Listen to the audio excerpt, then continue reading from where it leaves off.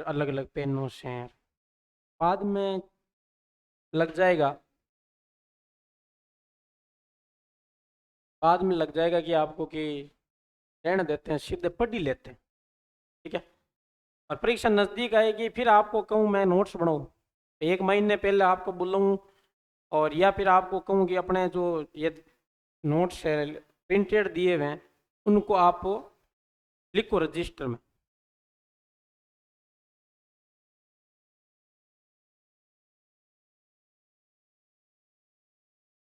तो परीक्षा से एक महीने पहले क्यों, इतना टाइम नहीं है, समय खराब होगा। ठीक है, उसके बजाय आप सोचोगे कि लिखने, भाई नोट्स बनाने की बजाय क्या कर लें, पढ़ लें, 2 बार पढ़ लेंगे उसके चक्कर में। चलो, यहाँ तक देखा था आपने इंसलबर्ग। ठीक है भाई, सबसे पहले देखा आपके अर्ध सूक्ष्म मरुस्थल के अंदर गग्गर बेसिन में देखा आपने सेम की समस्या।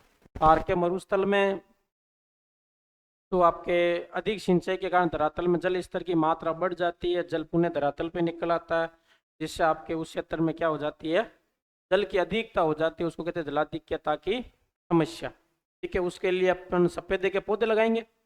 इंडो डच जल निकासी परियोजना चलाई गई जिसमें आपके सफेदे के पौधे लगाए 2003 में चले नीदरलैंड के सहयोग से। फिर आपने देखा वहां पर काठी या बग्गी, गग्गर बेसिन में चिकनी उपजू मिट्टी, और फिर आपने देखा नाली, गग्गर बेसिन में, गग्गर को राजस्थान में क्या कहते हैं, नाली, खासतौर से हनुमानगढ़ में नाली कहते हैं। और फिर अपन ने देखा शेखावाटी का अंत्य प्रवाह, जिसमें शेखावाटी देखा शेखावाटी में देखा सीकर झुंझुनू चूरू। फिर आपने देखा तोरावाटी, तोरावाटी में आपने देखा सीकर और झुंझुनू, कांतली नदी के आसपास का क्षेत्र। फिर आपने देखा सर सरोवर तालाबों को, जोहड़ कच्चे कुओं को, राजेंद्र सिंह को जोड़ वाले बाबा कहते हैं। और फिर आपने देखा बीड़ झुंझुनू में चारागाह भूमि। फिर आपने देखा हार्डपन नागौर, उस भूमि में हार्डपन देखा, नागौर से बीकानेर के बीच जिप्सम की एक पट्टी है। और फिर आपने देखा कुबड़पट्टी, बांकापट्टी, होचवेल्ट, नागौर से अजमेर के बीच में फ्लोराइड युक्त जल की पट्टी है। फिर आपने देखा इंसलबर्ग, गग्गर बेसिन, इसमें आपके लूनी बेसिन में इंसलबर्ग। ठीक है, जो आपके बाड़मेर और बालोतरा की मालानी राइवलाइट चट्टान है, और आपके ग्रेनाइट चट्टान है। जालोर की आकृति कैसी है, गुम्बदाकार, कैसी आकृति है, गुम्बदाकार। ठीक है, यहाँ पर 56 की पहाड़ियां भी है, मोकलसर से सिवाना तक, ये आगे देखेंगे अपन। और जो आकृतियां कैसी है, गोलाकार, यही आकृतियां लगभग आपके ये जो बाड़मेर बालोतरा और जालोर में जो चट्टानें पाई जाती है उसी के अंदर ये पाई जाती है, मोकल से सिवाना तक। ये गोलाकार है, ये गुम्बदाकार, दोनों सेम ही है। ठीक है, काला भूरा डूंगर पाया जाता लूनी बेसिन के पूर्वी भाग में, पाली में लूनी बेसिन है, इस लूनी बेसिन के पूर्वी भाग में कौन सा डूंगर पाया जाता है, काला भूरा डूंगर। ये प्रश्न आया हुआ है कि काला भूरा डूंगर कहाँ स्थित है, लूनी बेसिन के पूर्वी भाग में, पाली में, लूनी बेसिन के पूर्वी भाग में, पाली में। फिर आपके देखे तो शुष्क मरुस्थल देख लिया, अर्ध शुष्क मरुस्थल देख लिया, उसके बाद आपके जो कुछ अन्य तथ्य जो बचे हुए, इतना देखने के बाद भी कुछ तथ्य बचे हुए वो अपन देखते हैं। जैसे आपके एक सीमा क्षेत्र विकास कार्यक्रम, सीमा क्षेत्र विकास कार्यक्रम, ये कार्यक्रम है जो आपके 7वीं पंचवर्षीय योजना के समय प्रारंभ हुआ 1985 से 90 के समय, 1985 से 90, या कई बार लिखा होता 1986 से 91। पंचवर्षीय योजना है कौन सी, 7वीं। सीमा क्षेत्र विकास कार्यक्रम मतलब आपके जो सीमावर्ती जो राज्य है उनके सीमावर्ती जो जिले वहां पर चलाया जा रहा है। ये आपके जो सीमावर्ती विकास कार्यक्रम है, ये आपके सीमावर्ती जो भी राज्य है, जैसे मान लो इधर से अपन भारत में अगर देखें, ये भारत में आपकी ये जलीय सीमा, इस जलीय सीमा को छोड़कर, जलीय सीमा को छोड़कर जो आपके ये दूसरे वाले जो आपके ये जो आपके राज्य है यहाँ वाले बॉर्डर वाले कितने हैं, 16 राज्य है, वो 2 केंद्र शासित प्रदेश है बॉर्डर पे, जम्मू कश्मीर और लद्दाख। पहले थे 17 राज्य, इन 17 राज्यों में चलाया जाता था, अब कितने राज्यों में चलाया जा रहा है, 16 राज्यों में चलाया जा रहा है। तो 16 राज्य और 2 केंद्र शासित प्रदेशों में सीमा क्षेत्र विकास कार्यक्रम चलाया जा रहा है, जिसमें राजस्थान भी आता है। और राजस्थान के कितने जिलों में, 4 जिलों में चलाया जा रहा है, कितने जिलों में, 4 जिलों में। और 4 जिलों के कितने खंडों में, 16 खंडों में। कितने खंडों में? 16 खंडों में। फिर है मरु विकास कार्यक्रम 1900, मरु वृक्षारोपण कार्यक्रम भी 1977-78, मरु विकास कार्यक्रम भी 1977-78 में। और ये राजस्थान के 16 जिलों में चलाया जा रहा है। मरुस्थल में कितने जिले हैं पुराने 33 के अनुसार?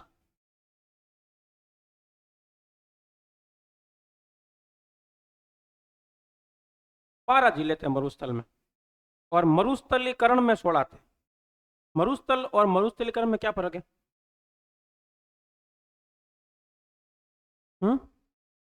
मरुस्थल में 12, मरुस्थलीकरण में 16, क्या फर्क?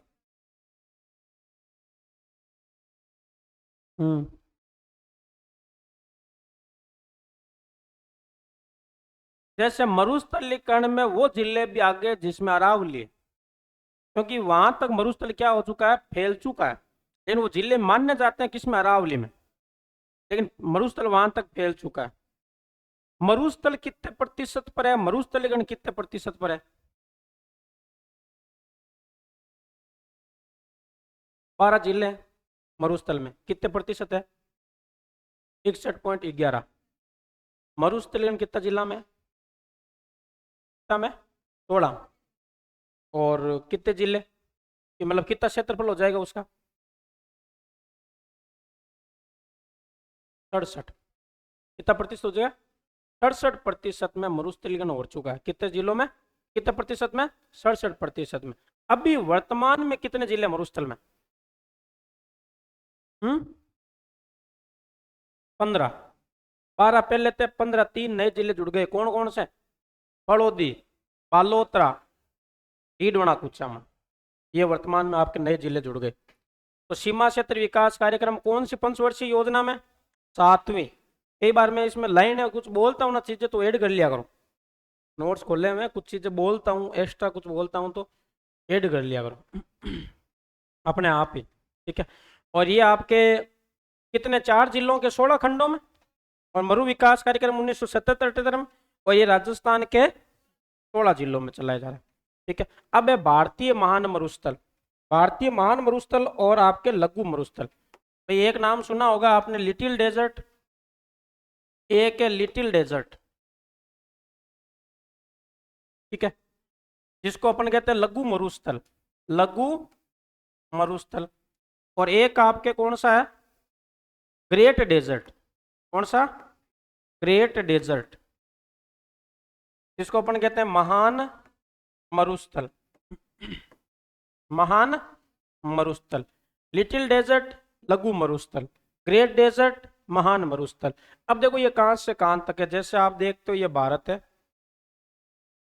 भारत में यहां पर कौन सी खाड़ी है, कच्छ की खाड़ी, कच्छ की खाड़ी, और यहां पर है कच्छ का रण,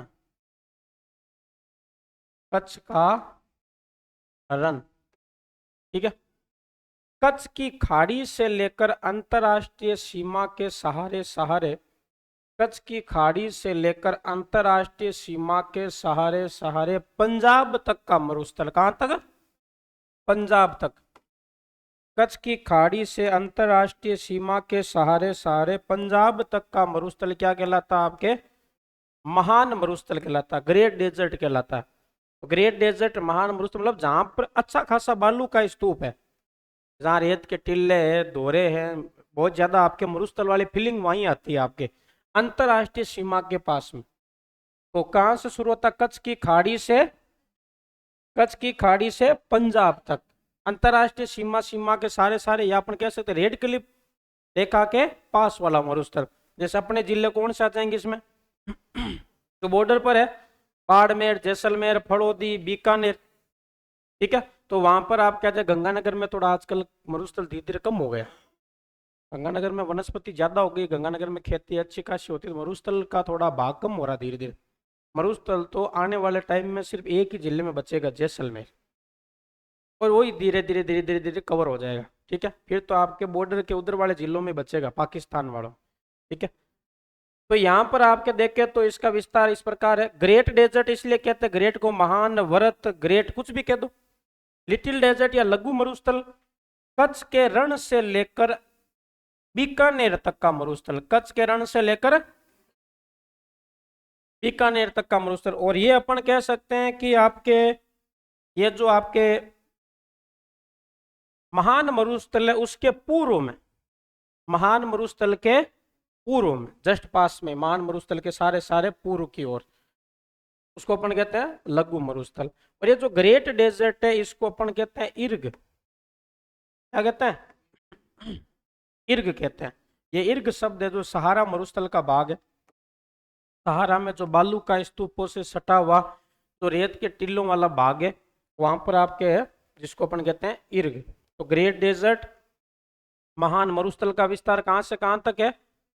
कच्छ की खाड़ी से पंजाब तक, अंतरराष्ट्रीय सीमा के सहारे सारे। फिर आपके कच्छ के रण से बीकानेर तक लघु मरुस्थल, ठीक है। और जैसे आपके रन वगैरह है, रन इसी में आएंगे, ठीक है। रन जैसे मान लो आपके टाट या रन है, आगे पढ़ेंगे, वो इसी क्षेत्र में आएंगे, ठीक है।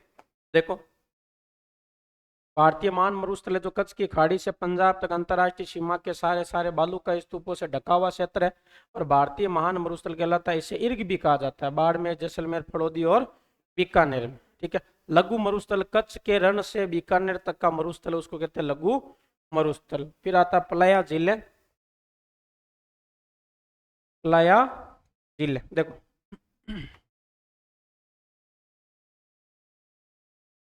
प्लाया झील,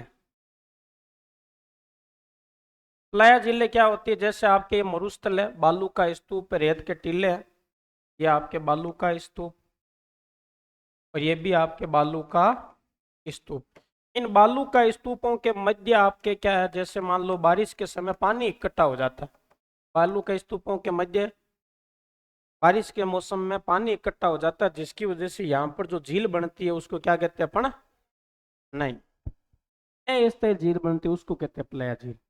अगली बार यहाँ बने कोई जरूरी नहीं है ये भाई, बारिश के मौसम में झील बन गई, फिर इसका जल का उपयोग बारिश के मौसम में तो क्यों ही करेंगे, क्योंकि उस समय तो बारिश होती है, तो फिर इसके जल का उपयोग उस समय नहीं करेंगे, अगली बार करेंगे जैसे आपके सर्दियां आएगी तब। गर्मियां निकल गई, बरसात निकल गई, बरसात में ये डिग्गी एक डिग्गी की तरह भर गई एक ये झील, अब इसके जल को काम में लेंगे अपन सर्दियों में, रबी की फसल बोएंगे तब इसको आपके जो आपके प्लाया झीलों का जल है जो आपके आसपास के खेतों में काम में ले लेंगे। कौन सी फसल के समय? रबी की फसल के समय। तो ये आपके इसके पास में जो रबी की फसल बोकर जो खेती करते हैं उसको कहते हैं खड़ीन कृषि। क्या कहते हैं? और खड़ीन कृषि की शुरुआत जैसलमेर में हुई है, पालीवाल ब्राह्मणों ने की 15वीं शताब्दी में। कब की? 15वीं शताब्दी में जैसलमेर के पालीवाल ब्राह्मणों ने खड़ीन कृषि की शुरुआत की। कौन सी झीलों के पास? प्लाया झीलों के पास। कब हुई? 15वीं शताब्दी में। किसने की? पालीवाल ब्राह्मणों ने। कहाँ की? कौन सी फसल बोई जाती है? रबी। कौन सी फसल बोई जाती है? रबी की फसल बोई जाती है। एक आता है जैसे, इसको डाट भी कहते हैं। क्या कहते हैं? डाट। नोट्स में नहीं लिखा होगा आपके, तो डाट लिख लेना इसमें। तो प्लाया झीलें और डाट भी कहते हैं। फिर आता आपके टाट या रन। टाट या रन। टाट या रन क्या होता है? जैसे मान लो ये झील बन गई और झील जब आप देखते हो कि पानी काम में ले लिया रबी में, रबी की फसल के समय, फिर आपके जैसी सर्दियां निकली तो बाद में गर्मी आई, फिर मार्च के बाद गर्मी आ गई। अब गर्मियों में क्या होगा, तो जो भी पानी यूज लेने के बाद अब पानी सूख जाएगा, दलदल क्षेत्र बचेगा, पानी सूखेगा, तब वहां पर क्या है, एक नमक की परत आ जाएगी। ये थार का मरुस्थल है, इस थार के मरुस्थल से पहले यहाँ समुद्र था, समुद्र की जगह ये मिट्टी आई है, तो इस मिट्टी में लवणता की मात्रा ज्यादा है, समुद्र खारा होता है, तो यहाँ मिट्टी है जो रेतीली बलुई मिट्टी है, इसमें लवणीय तत्व की मात्रा ज्यादा है। तो यहाँ अपन सिंचाई करते हैं ना, 2-3 साल तक सिंचाई करते हैं तो खेत खराब हो जाता है अपने। और खेत में सिंचाई करते हैं तो आप देखोगे खेत में एक व्हाइट परत आ जाती है नमक की, वो नहीं तो कम से कम मेड़बंदी की होती है या धोरा बांधा, उस धोरे के पास में तो आ ही जाएगी व्हाइट परत नमक की। अंदर तो आप खाद डाल दोगे, ठीक है, वापस आपकी स्थिति चेंज हो जाती है। लेकिन ये जो आपके टाट या रन है, ये बनती है आपके मरुस्थल में जहाँ पानी इकट्ठा हो गया, अब वो पानी सूखेगा, सूखने के बाद वहाँ दलदल अनुप जो क्षेत्र बनेगा, ठीक है, लवणीय क्षेत्र बन जाएगा। खारापन तो है ही है पहले से मिट्टी में पानी, और तभी तो खारे पानी की झीलें ज्यादा बनती है, नमक बनता है। तो वो आपके क्षेत्र क्या कहलाता है, टाट या रन। तो ये आपके थार के मरुस्थल में आपके बालू का स्तूपों के मध्य जब आपके दलदलीय लवणीय अनुपजाऊ क्षेत्र बनता है, यहाँ पानी सूखने के बाद दलदलीय लवणीय अनुपजाऊ क्षेत्र, दलदलीय लवणीय अनुपजाऊ क्षेत्र क्या कहलाता है, टाट या रन। ठीक है, और मतलब ये है कि जहां टाट होती है वो क्षेत्र अनुपजाऊ होता है, वहां कुछ ही नहीं होता, मामला साफ होता है। टाट वाला क्षेत्र होता है वो आपके अनुपजाऊ क्षेत्र होता है, वहां कुछ ही नहीं होता है, एकदम मामला साफ। अनुपजाऊ होता है तभी तो वहां पे वो खेती होती नहीं है टाट में। ठीक है, और टाट कितने प्रकार की होती है, कितने प्रकार की? 3 प्रकार की। फिर दो कौन कौन से? हम्म, एक धन टाट, एक घाटा टाट, एक गेलसफी टाट, 3 हो जाएगा, है ना। क्वांटिटी कौन तीनों टाट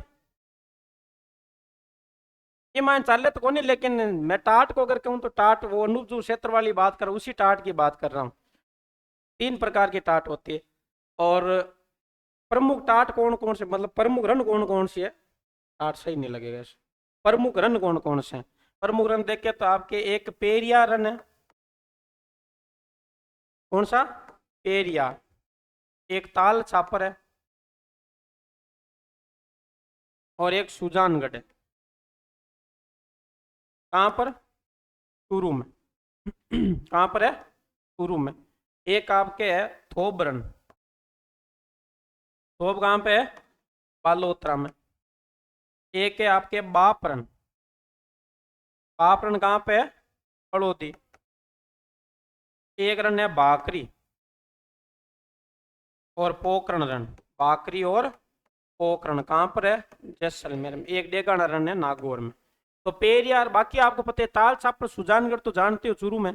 पेरियार ध्यान रखना, पेरियार कहाँ पे है, चूरू में। चूरू में कौन सा है, पेरियार रन। पेरियार कहाँ पे है, चूरू। बालोतरा में कौन सा है, थोब। थोब कहाँ है, चूरू में कौन सा, पेरियार।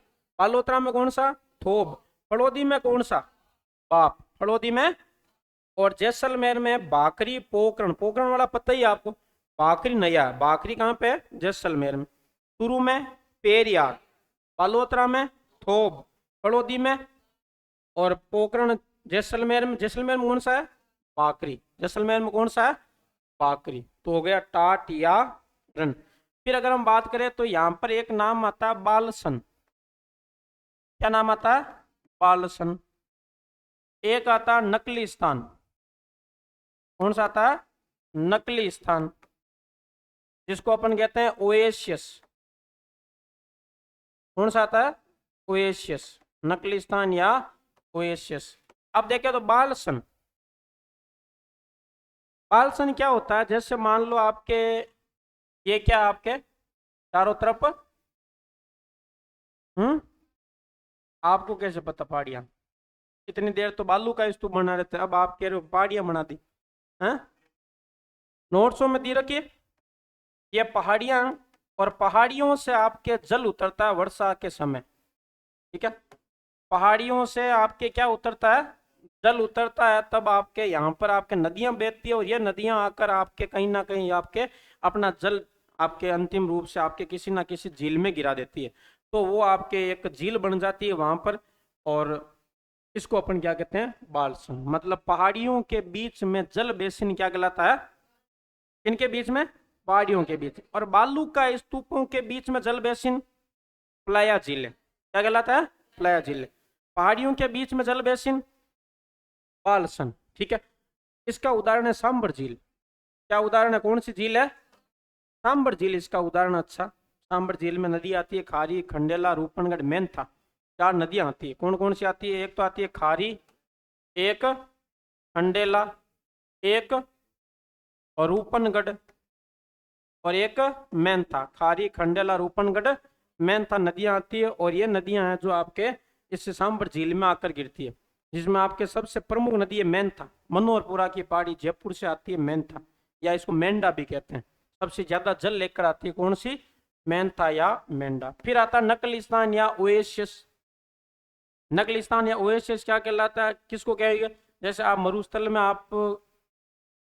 में छोड़ दिया जाए ले जाके, कई मूवियों में देखते हैं अपन कि भाई आपके किसी को गुंडे को वगैरह को मारना होता है तो वहां छोड़ दिया जाता है, पूरा चारों तरफ मरुस्थल है और 100-200 किलोमीटर तक आपके कोई मनुष्य भी नहीं है, कोई वनस्पति भी नहीं है, कोई नहीं है।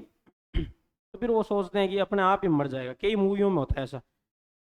तो लेकिन यहाँ पर आपके देखा जाए तो जैसे थार के मरुस्थल में आपको छोड़ दिया जाए ले जाकर, और फिर वहां पे तो प्यास लगेगी सबसे पहले तो, और प्यास लगेगी तब आपके दिमाग में आएगा इधर उधर क्या ढूंढ लें, पानी। तो आपको दूर आपके खूब सारे पेड़ पौधे दिखाई दिए, आप इधर चल रहे थे, आपको खूब दूर जाने के बाद आपको क्या दिखाई दिए? नजर पड़ी कि पेड़ पौधे। अब इसका मतलब आपका अनुमान लगे वहां क्या है? पानी है। पेड़ पौधे दिखाई दिए तो पेड़ पौधे वहीं होंगे जहां पानी होगा। तो थार के मरुस्थल में जल बेसिन के चारों तरफ जो हरा भरा क्षेत्र होता है उसको क्या कहते हैं? नकलिस्तान या ओएसिस। जैसे आपके कोई झील है, इस झील के चारों तरफ जो हरा भरा क्षेत्र है, पेड़ पौधे वनस्पति है, तो वो झील के चारों तरफ जो हरा भरा क्षेत्र होता है उसको क्या कहते हैं? नकलिस्तान या ओएसिस। क्या कहते हैं? नकलिस्तान या। ऐसा एक उदाहरण है गजनेर झील। कौन सी झील है? एक इधर आपके खिंवसर में आपके आकला गांव है, आकला गांव में बीच में तालाब बना हुआ है, चारों तरफ खेजड़ियां हुए है, ठीक है, वो भी एक तरीके का उदाहरण कह सकते हैं अपन। वो तो वैसे बनाया हुआ, उसको मेंटेन कर रहे हैं। बाकी प्राकृतिक रूप से भी पहले मरुस्थल में कहीं पर तालाब होता था, तालाब के चारों तरफ क्या होता था? हरा भरा क्षेत्र होता था, उसको क्या कहते हैं? नकलिस्तान या ओएसिस।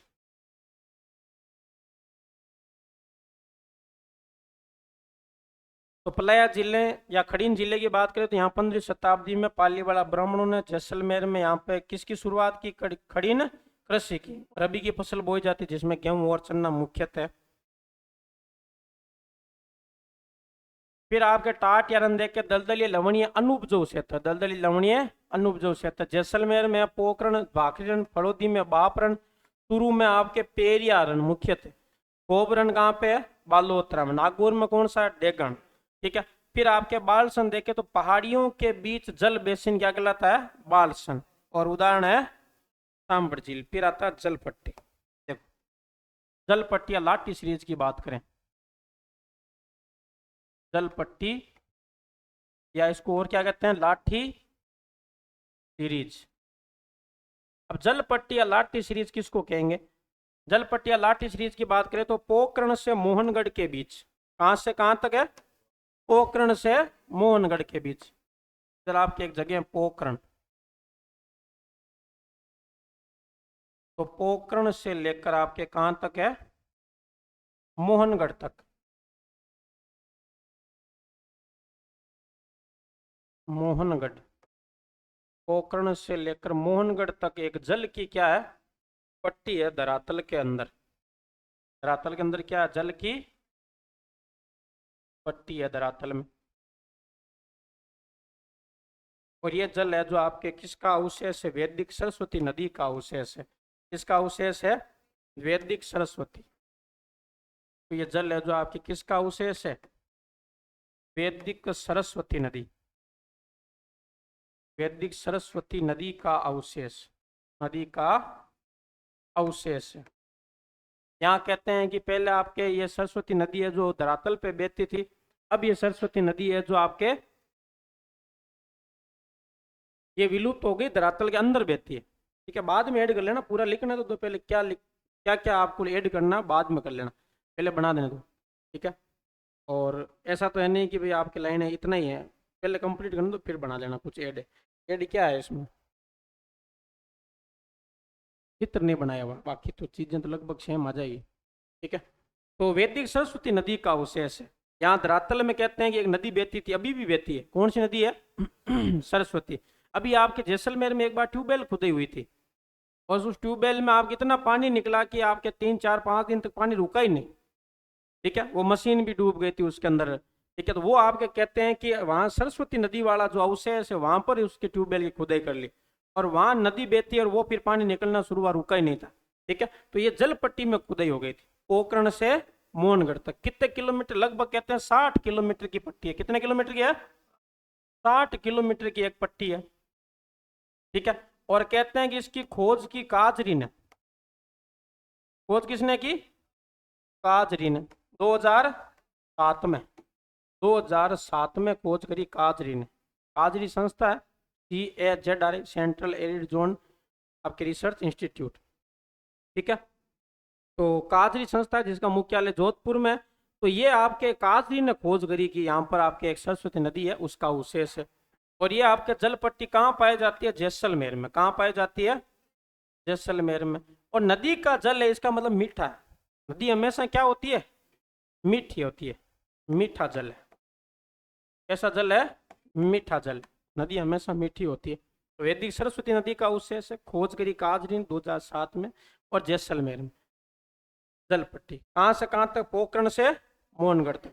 यहाँ अगर हम देखें और, तो यहाँ पर एक नलकूप है, चांदन नलकूप। हाँ, नहीं, मिट्टी है। नदी मीठी होती, नदी कभी खारी होती नहीं। नदी में जल, अब वो तो ऐसे कोई खारापन उसका इतना कोई विशेषता नहीं। खारापन तो इसलिए जोड़ते हैं, ऐसा थोड़ी होता है कि जैसे समुद्र जितना खारा हो जाएगा। कहते हैं बालोतरा तक मीठी, बालोतरा के बाद खारी है। वो तो उसकी विशेषता चेंज होती है, बाकी उसमें जल खारा नहीं होता है। आता ऊपर से मीठा ही है पहाड़ियों से। बाकी खारा तो वो रेत में प्रवेश करती है, क्योंकि यहाँ पर समुद्र, थारका मरुस्थल है, वो समुद्र की जगह बना। तो इस मिट्टी में लवणीय तत्वों की मात्रा ज्यादा है, तो कुछ लवणता मिल जाती है। बाकी बाकी तो लोग आगे पीते ही है पानी उसका, कितना खारा नहीं होता है। लवणता मिल जाती है, क्यों? क्योंकि मरुस्थल में प्रवेश करती है। तो यहाँ पर एक नलकूप पाया जाता है जिसका नाम है चांदन, चांदन नलकूप। नलकूप क्या होता है? हाँ? हेडपम्प, ट्यूबवेल, चांदन नलकूप। और इस नलकूप से कहते हैं कि आपके आसपास के काफी एरिया में, काफी जगह पे आपके जल की उपलब्धता होती थी। लोग यहाँ पे पानी लेने के लिए आते थे मरुस्थल में। इसको कहते हैं थार का गड़ा। थार का गड़ा कहा जाता है किसको? चांदन नलकूप को क्या कहा जाता है? थार का गड़ा कहते हैं। और यहाँ पर आपके एक घास भी पाई जाती है जिसको कहते हैं सेवण घास। कौन सी घास पाई जाती है? सेवण घास पाई जाती है, सेवण घास। और सेवण घास की बात करें तो सेवण घास का वैज्ञानिक नाम क्या? लस्यूरुस सिडिकुस। वैज्ञानिक नाम क्या है? वैज्ञानिक नाम, वैज्ञानिक नाम है लस्यूरुस सिडिकुस। क्या नाम है वैज्ञानिक?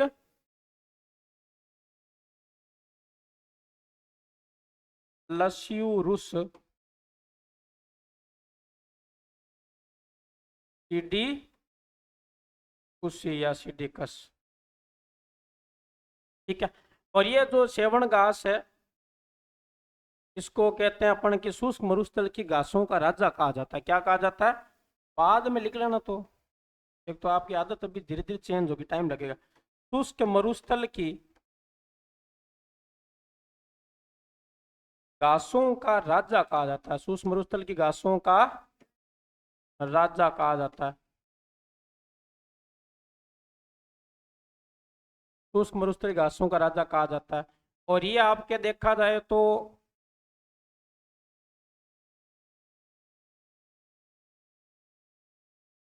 मरुस्थल की, मरुस्थल की सबसे ऊंची व पौष्टिक घास, मरुस्थल की सबसे सबसे ऊंची वे पौष्टिक घास है, पौष्टिक घास है। मरुस्थल की सबसे ऊंची व पौष्टिक घास है। और यहाँ गोडावण की शरण स्थली है, गोडावण की शरण स्थली है, गोडावण की शरण स्थली। गोडावण पक्षी पाया जाता है, उसकी यहाँ शरण स्थली है। गोडावण पक्षी अंडे भी इस घास के मैदान में देता है। अभी तो इसकी संख्या कम है गोडावण की। ठीक है। क्यों? गोडावण अंडे धरातल पर देता है, जबकि ज्यादातर पक्षी होते हैं तो वो आपके घोंसले बनाकर पेड़ों के ऊपर देते हैं। तो गोडावण पक्षी है जो यहाँ पर आपके अंडे घास के मैदानों में देता है। तो क्या होता है कि दूसरे जीव जानवर उन अंडों को क्या नुकसान पहुंचा देते हैं, जिसकी वजह से यहाँ संख्या बढ़ नहीं रही इनकी गोडावण की, इसलिए आपकी कमी होगी। तो ये गोडावण है जो राज्य पक्षी है, राज्य पक्षी का दर्जा कब दिया?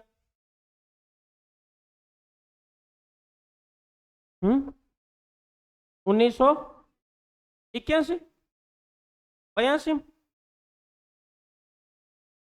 और राज्य वृक्ष का दर्जा 1983 खेजड़ी को। राज्य पुष्प रोइडा 1983। राज्य वृक्ष और राज्य पुष्प 83 में, राज्य पक्षी और राज्य पशु 81 में। और पालतू पशु है ऊंट, 2014 में दर्जा दिया। ठीक है। और गोडावण पक्षी है जो इसको कहते हैं धोरों का चीता, मरुस्थल का शुतुरमुर्ग, सोन चिड़िया, माल मोरडी, उगना पक्षी, गुदन मेर। धोरों का चीता क्यों कहते हैं? ये आपके जो है, जैसे चीता होता है कि भाई चीता दौड़ता कम है, उड़ता ज्यादा है। जैसे चीता है, जैसे यहाँ से इसने पैर टच किए और यहाँ से इसने छलांग लगाई, सीधी यहाँ आपके पैर टच किए और फिर वापस छलांग लगाई, मतलब उड़ता है, दौड़ता कम है, चीता उड़ता ज्यादा है, सिर्फ टच करता है पैर, भागता है। एक तो कुत्तो दौड़े या बिल्ली दौड़े, बयान कौन दौड़े, उड़े ज्यादा है, छलांगा मारे। ऐसे ही यही सिस्टम इस गोडावण है। गोडावण ज्यादा ऊंचे ही पर नहीं उड़ पाता क्योंकि भार ज्यादा हुआ है, गोडावण का वजन ज्यादा होता है, तो शुतुरमुर्ग तरह होता है, इसको कहते हैं मरुस्थल का शुतुरमुर्ग।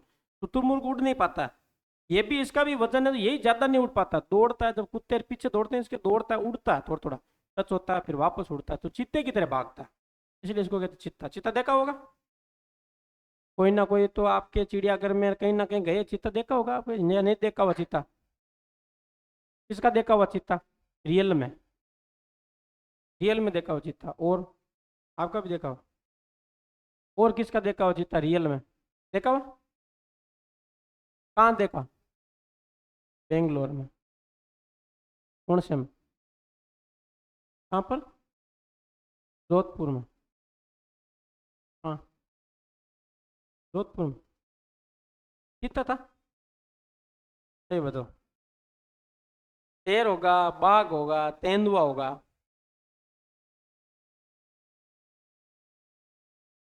चित्ता है जो स्वतंत्रता के बाद भारत में चीते खत्म हो गए, चीता है ही नहीं भारत में। चीते अभी नाइजीरिया अफ्रीका से मोदी जी लेके आए थे 8 चीते, 120 करोड़ में लेके आए थे। यहाँ जोधपुर में अटकड़ी आस पास में यहाँ चीता मिले थे, नाइजीरिया क्या जानता मोदी जी? या तो वो है कि आपने कोई बाघ, तेंदुआ, शेर वो देखा होगा, चीता तो पॉसिबल नहीं है। हाँ, मतलब ये है कि अभी आपके क्यों सर में चुनाव के समय कहते हैं कि एक आया था, लोग कहते चित्ता चित्ता का, चित्ता नहीं तेंदुआ था वो।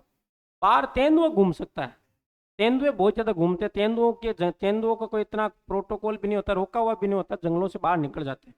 अभी एक दिन कहा कि सर चित्त बूटा टिकन देखी चित्तो, और मैं कहता चित्ता रे बूटा टिकन मिल जाता जना पचे था सोचो है, बूटा टिकन चीता मिल जाता, मोदी जी बूटा क्यों ले जाता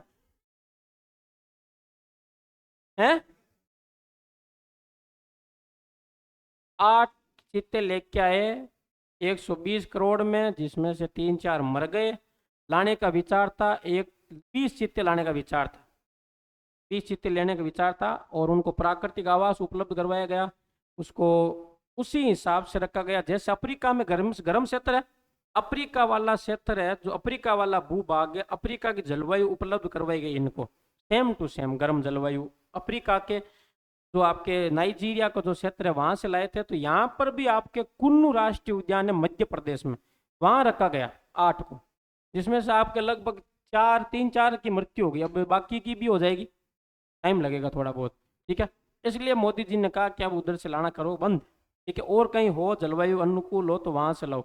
और लेके आए तो उनको फ्लाइट में लेके आए थे यार मोदी जी, वहां गए थे खुद, उन्होंने वो बॉक्स खोला और फिर निकाले, उनको छोड़ा। वो प्राकृतिक आवास नहीं है तो बंद करी, तो वो प्राकृतिक आवास थोड़ी हो, प्राकृतिक आवास होता है जहां पर उसका जन्म हुआ है वो वहीं पर ही रहता है, वहीं पर ही रहता है, तो वो प्राकृतिक आवास है। ठीक है, बाकी प्राकृतिक आवास थोड़ी उपलब्ध करवा सकते किसी को। तो इसको कहते हैं धोरों का सीता कहा जाता है। ठीक है, तो मरुस्थल की सबसे ऊंची व पौष्टिक घास है, किनके लिए? पशुओं के लिए। ठीक है, ऐसे सीरियस मत लेना, आप सोचोगे कि हमारे लिए भी उपलब्ध होगी। शुष्क मरुस्थल की घासों का राजा कहते हैं। ये आपको लाइन किसी भी किताब में नहीं मिलेगी। मैंने तो कोई ऐसी श्रवण घास की कोई एक सर्च करी तो उसमें रिसर्च आई थी, उसमें लिखा हुआ था शुष्क मरुस्थल की घासों का राजा। वैज्ञानिक नाम है लस्यूरुस सिडिकुस। सेवन को कहते हैं सूखने के बाद लिल्लोण कहते हैं। सूखने के बाद सेवन क्या कहते हैं? लिल्लोण। ठीक है, तो ये आपके इसमें देख लो आपको क्या लिखना है, कुछ ऐड करना है तो कर लो। ऐड करना ही होगा, सेवन घास के बारे में उधर वाला ऐड करना होगा। देख लो क्या क्या ऐड करना है इसमें। सेवन घास पौष्टिक व सबसे ऊंची घास है, इसमें ऐड कर लेना सूक्ष्म मरुस्थल की घासों का राजा, गोडाउन की शरण स्थली बस।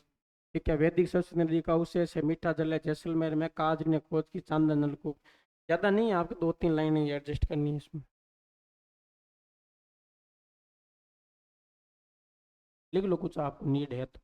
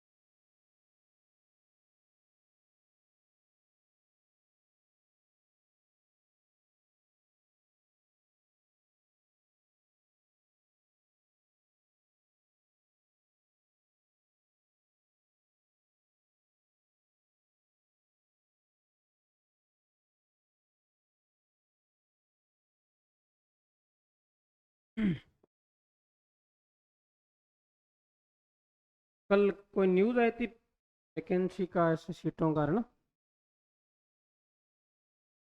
ऐसे चलती रहे तो वैसे मोटिवेशन भी मिलता रहे कि हाँ आए तो पूरी वैकेंसी।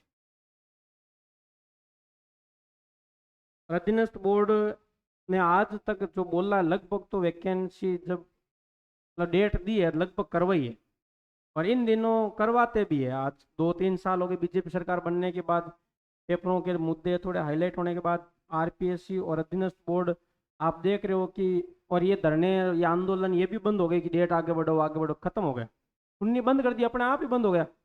नहीं तो क्या, पिछले सरकारों में हर बार कोई पेपर आता, 50 100 जने मिलकर ज्ञापन देने चले जाते, आगे बढ़ो ये रीजन है, आगे बढ़ो ये रीजन है, हमें टाइम नहीं मिला ये रीजन है, कोई ना कोई रीजन लेकर खड़े हो जाते। और उनके कोई नेता भी होता था पहले, अब तो इन बेरोजगारों का कोई नेता भी नहीं है, मुद्दा उठाने वाला भी नहीं है, तो सिस्टमेटिक ढंग से पेपर डेट देते हैं, हो जाते हैं, और फिर आंसर किया जाती है, सिस्टम सही चल रहा है, और डेट बताते उस दिन होता भी है।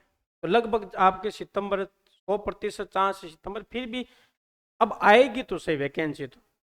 ठीक है, कोई हाँ हो सकता है कोई महीने 2 महीने के आगे पीछे हो जाए, अलग बात है, बाकी सितंबर को क्यों, कोशिश है सितंबर में हो जाए।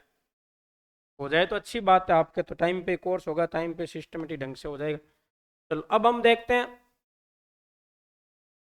जैसे आपके आकलवुड फॉसिल्स पार्क, एक जैसलमेर में आकलवुड फॉसिल्स पार्क, ये आपके राष्ट्रीय मरु उद्यान के रूप में भी है वर्तमान में। आकलवुड फॉसिल्स पार्क है कहाँ पे? राष्ट्रीय मरु उद्यान जैसलमेर में, ठीक है, उसी के अंदर है आकलवुड फॉसिल्स पार्क। कहते हैं कि इस आकल तो जगह है, आकल एक स्थान है जैसलमेर में, वुड मतलब लकड़ी, फॉसिल्स मतलब जीवाश्म, पार्क मतलब उद्यान। आकल स्थान, वुड लकड़ी, फॉसिल जीवाश्म और पार्क मतलब उद्यान। यहाँ विश्व के सबसे पुराने लकड़ी के अवशेष मिले, विश्व की सबसे पुरानी लकड़ी मिली है यहाँ। कितने पुरानी? ज्यादा नहीं है, 18 करोड़ वर्ष पूर्व की है। कितनी है? 18 करोड़ वर्ष पूर्व की है। किस काल की? जुरेसी काल की। तो ये भी प्रश्न आया हुआ दोनों ही। और वर्तमान में ये जो आकलवुड फॉसिल्स पार्क है, वहां पर आपके राष्ट्रीय मरु उद्यान है। आकलवुड फॉसिल्स पार्क में क्या? राष्ट्रीय मरु उद्यान। पूछ ले राष्ट्रीय मरु उद्यान की कोई बात है तो ये राष्ट्रीय मरु उद्यान का विस्तार 2 जिलों में, जैसलमेर और बाड़मेर। राष्ट्रीय मरु उद्यान का विस्तार कितने जिलों में? राजस्थान का सबसे बड़ा अभ्यारण्य है, राजस्थान का सबसे बड़ा अभ्यारण्य, सबसे बड़ा अभ्यारण्य राजस्थान का सबसे बड़ा अभ्यारण्य आपके कौन सा? राष्ट्रीय मरु उद्यान।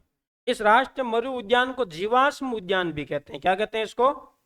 जीवाश्म उद्यान, जीवाश्म उद्यान भी कहा जाता है। प्रश्न आता है कई बार कि राष्ट्रीय मरु उद्यान को और किस नाम से जानते हैं? जीवाश्म उद्यान, क्योंकि यहाँ पर जीवाश्म मिले लकड़ी के सबसे पुराने, ठीक है, और राजस्थान का सबसे बड़ा अभ्यारण्य है, ठीक है। और आपके जैसलमेर और बाड़मेर पहला। सबसे छोटा अभ्यारण्य कौन सा? सरिस्का ए, सरिस्का ए। तो यहाँ पर विश्व के सबसे पुराने लकड़ी के अवशेष मिले। कितने पुराने? 18 करोड़ वर्ष पहले के। किस काल के? जुरेसी काल के। किस काल के?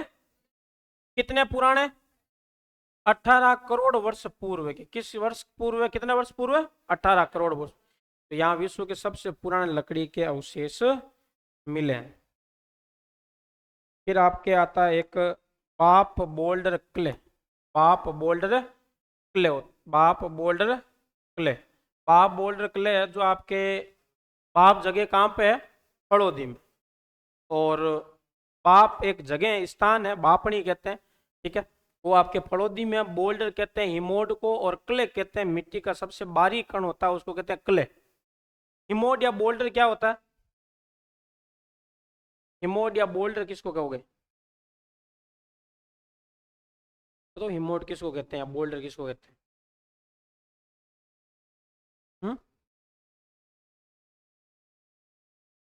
हिमोड बोल्डर किसको कहते हैं? आप हिमोड कहोगे। हिमोड को इंग्लिश में कहते हो बोल्डर, बोल्डर को कहते हैं हिमोड। हिमानी या ग्लेशियर द्वारा, ग्लेशियर जानते हो? बर्फ तो नहीं होती, बर्फ जैसे फ्रिज में है बर्फ जम्योड़ी, वो ग्लेशियर है। तो पहाड़िया मातू है, पहाड़िया मात पड़ी है जगह सगली बर्फ भी ग्लेशियर है। नहीं जाना, चलो है जगह बताओ। नदियों के साथ में फेंक कर आता वो तो पानी है, अवसाद मिट्टी है। हिमान्य ग्लेशियर क्या होता है? अवसादों का आप कह सकते हो हिमोड है, क्योंकि वो तो आपके लाइन लिखी हुई है, पढ़ लिया आपने। हिमान्य ग्लेशियर किसको कहते हैं? बर्फ का बड़ा टुकड़ा होता है जिसकी प्रकृति होती है खिसकना। जैसे मान लो इस पहाड़ी पर बर्फ है, जैसे मान लो ये पहाड़ी है, इस पहाड़ी पर आपके बर्फ, ये पहाड़ी है, इस पहाड़ी के ऊपर बर्फ है। तो सामान्य बर्फ जैसे मान लो आपके यहाँ बर्फ इकट्ठा हो गई पूरी पहाड़ी पर, अब थोड़ी बहुत गर्मी पड़ी बर्फ गई, ठीक है, तो वो तो बर्फ है। और ग्लेशियर क्या होता है? गर्मी कितनी पड़ जाओ लेकिन ये ग्लेशियर कभी समाप्त नहीं होता पूरा, ठीक है, ये बड़ा टुकड़ा होता है पहाड़ी के ऊपर, और उसकी प्रकृति होती है खिसकता रहता है। ये खिसकता है तो पूरा ही खिसकता है।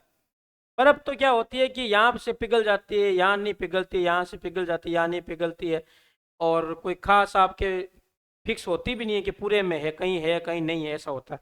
ग्लेशियर क्या होता है? ग्लेशियर एक बड़ा टुकड़ा होता है बर्फ का, और जो आपके खिसकता रहता है। ग्लेशियर बर्फ का टुकड़ा होता है जो आपके खिसकता रहता है। जैसे सबसे बड़ा ग्लेशियर कौन सा? भारत का सियाचिन ग्लेशियर भारत का सबसे बड़ा ग्लेशियर है, जो 72 किलोमीटर बड़ा है। यहाँ को बर्फ हुआ, खाली बर्फ 72 किलोमीटर की थोड़ी हुए। हाँ किशो, ग्लेशियर तो पिघलते ही रहते हैं, जैसे जलवायु परिवर्तन होगा तो ग्लेशियर तो पिघलेंगे, और ग्लेशियर पिघलने से क्या होगा, आपके नदियों का बहाव तेज होगा, और नदियों का बहाव तेज होगा तो बाढ़ आएगी। बाढ़ आएगी तो जल संकट, मतलब आपके जो खाने का संकट बढ़ जाए, खाद्यान्न की आपूर्ति नहीं होगी, फसलें नष्ट हो जाएगी, बाढ़ आएगी तो खाद्यान्न की आपूर्ति नहीं, खाद्यान्न का संकट आ जाएगा, और खाद्यान्न का संकट आ जाएगा तो हम मर जाएंगे, और तो क्या होगा, ठीक है, और पृथ्वी नष्ट हो जाएगी। तो ये आपके धीरे धीरे हो रहा है, तो जलवायु परिवर्तन, जलवायु परिवर्तन मतलब आपके टेम्परेचर बढ़ रहा है पृथ्वी का, और ये टेम्परेचर बढ़ते बढ़ते ज्यादा बढ़ेगा तो ग्लेशियर पिघलेंगे, जिससे समुद्र का स्तर बढ़ेगा, जल स्तर का बढ़ जाएगा, जिससे कोई छोटे मोटे द्वीप डूब जाएंगे समुद्र के अंदर। ठीक है, तो ये आपकी स्थिति आने वाले टाइम में होगी, बाकी इसको रोक लें तो अलग बात है। तो बाप स्थान है, बोल्डर कहते हैं हिमोड को। अब बोल्डर क्या है, बोल्डर है कि जो ग्लेशियर पिघलेंगे, और पिघलने के बाद जब नदी के रूप में आपके धरातल पे आएंगे तो उसके साथ में मिट्टी आएगी, पहाड़ियों से टूट टूट के क्या आएगी, मिट्टी, जिसको अपने अवसाद कहते हैं, वो अवसाद आएंगे उसके साथ में, और वो अवसाद जहाँ इकट्ठा होते हैं उस अवसादों को क्या कहते हैं, बोल्डर या हिमोड। हिमानी या ग्लेशियर द्वारा लाए गए अवसाद क्या कहलाते हैं, हिमोड या बोल्डर। ऐसे अवसाद कहाँ मिले, आपके फड़ोदी में। कहते हैं कि फड़ोदी में पहले आपके हिमानिया ग्लेशियर पिघलने के बाद यहाँ फड़ोदी में आपके अवसाद आते थे। ठीक है, तो कहते हैं बर्फ पिघल पिघल के कहाँ आती थी, आपके बाप फड़ोदी में। यहाँ पर ये जो बोल्डर के अवशेष मिले हैं वो परमो कार्बोनिफेरस काल के, किस काल के है, परमो कार्बोनिफेरस काल के, किस काल के, जुरेसी काल, एक तो जुरेसी काल है, एक परमो कार्बोनी। जुरेसी काल में क्या मिला, बाप बोल्डर, सॉरी आपके आकलवुड फॉसिल्स पार्क में लकड़ी के अवशेष मिले। यहाँ आपके क्या मिला, बाप बोल्डर क्ले, ये किस काल के हैं, परमो कार्बोनिफेरस। परमो और क्ले होता है मिट्टी का बारीक कण होता है, सबसे बारीक कण होता है जिसको कहते हैं क्ले, चाइना क्ले, मुल्तानी मिट्टी। जैसे अपने काली मिट्टी है, मिट्टियां राजस्थान में काली मिट्टी हाड़ौती में पाई जाती है, काली मिट्टी का जो कण होता है बहुत बारीक होता है। काली मिट्टी को आप हाथ में लेके इसे मसलोगे तो एकदम यहाँ लागे कि पाउडर ही है वो। ठीक है, ऐसे लागे कोनी की मिट्टी है, और आप रेतीली मिट्टी आप खेतरा ले मसलो, ठीक है, लागे कोनी कि वो पाउडर है, लागे भाटा है छोटा छोटा मियाँ मियाँ भाटा वीड़ा। ठीक है, तो ये बजरी सबसे बड़ा कण होता है बजरी का, तो कहते हैं ग्रेवल या गुटी का। ठीक है, सबसे छोटा कण होता है क्ले, चाइना क्ले, मुल्तानी मिट्टी। जितना छोटा कण होता है उसकी उतनी आपके जल धारण क्षमता ज्यादा होती है, वो जल को धारण ज्यादा करता है। जितना कण बड़ा होता है वो जल को धारण उतना ही कम करता है। ठीक है, और मुल्तानी मिट्टी तो आप जानते ही हो, जो लगाने से सौंदर्य में क्या आता है, निखार आता है। अब आपके एक नाम सुना होगा आपने, पीवना। पीवना सांप की क्या है, प्रजाति है, कैसा रंग है, पीला रंग है, और सर्वाधिक कहाँ पर, जैसलमेर में। कहते हैं ये इसका भी एक अजीब है कि ये डसता नहीं, ये सांस में जहर घोल देता है। तो आप सोए हो, बाबू सूता है बारे खेत में, और पीवण आवे, पीवण छाती पर बैठ सांस में जहर घोल दियो, बाबू सूते रहेगा। क्या उन करियोड़ा दिन होरा घीपरा, और वो तो ठीक रहा कि दस आने दस और टेंशन ने सुता तो घीपरा रहा। और अभी भी आप देखते हो तो अभी तो एक ही पीवण मान लो सांस में जहर घोल जाओ तो अभी आप सोचा कि हार्ट अटैक आएगा साइलेंट, वही वे। ठीक है, अब तो पीवना बेचारा, पीवने का कोई मतलब ही नहीं रहा। कभी आपके सांस में जहर घोल के जाता है तो भी कहते हैं साइलेंट अटैक आएगा, जनाब वो सोचे कि चलो रे रहने दो, अब सांस में जहर घोलने बंद कर दियो। दोरे और दरियन, ठीक है, पीले रंग का नहीं होता है, ऐसे पीला रंग तो जैसे मान लो ये है पीला रंग, तो इतना पीला थोड़ी होता है, वो होता है मिट्टी के जैसा, जैसे रेतीली मिट्टी है उसके जैसा होता है, और थोड़ा छुपना आसान हो जाता है उसके लिए। दोरे और दरियन, दोरे होते रेत के टीले दोरे, और जो खिसकते हैं प्रकृति होती है जिनका खिसकना, वो होता है दरियन। दोरे तो रेत के टीलों को कहते हैं, दरियन होता है जो स्थानांतरित होते हैं, एक स्थान से दूसरे स्थान पर जाते हैं। लहरदार बालू का स्तूप दोरे, और गतिशील बालू का स्तूप दरियन कहलाते हैं। गतिशील क्या कहलाते हैं, दरियन। एक आता है रेग, देखो एक इर्ग है, एक हमादा है और एक रेग है। इर्ग तो मरुस्थल है अच्छा खासा, बालू का स्तूप है, रेत के टीले है, तो इर्ग कहते हैं महान मरुस्थल है। ठीक है। हमादा पथरीला क्षेत्र है। हमादा क्या है? पथरीला क्षेत्र जहां चट्टानी मरुस्थल है। और रेग है जो आपके बालू का स्तूप और पथरीला दोनों, बालू का स्तूप प्लस पथरीला दोनों, या अपन कह सकते हैं मिश्रित मरुस्थल। कैसा मरुस्थल है? मिश्रित मरुस्थल क्या कहलाता है? रेग कहलाता है। इर्ग कहते हैं रेत के टीलों वाला, बालू के स्तूपों वाला। हमादा कहते हैं पथरीले क्षेत्र वाले को। और रे कहते हैं बालू का स्तूप है, पथरीला क्षेत्र, दोनों मिश्रित मरुस्थल को क्या कहते हैं? रे कहते हैं। एक आपके होता है मरुस्थल का मार्च, मरुस्थल का मार्च, मरुस्थल का मार्च मतलब, मरुस्थल का मार्च का अर्थ क्या? मरुस्थल का आगे बढ़ना। क्या अर्थ है इसका? मरुस्थल का आगे बढ़ना, मरुस्थल का आगे बढ़ना। अब आगे बढ़ने की दिशा क्या है? मरुस्थल किधर आगे बढ़ रहा है? जैसे आपके ये राजस्थान है,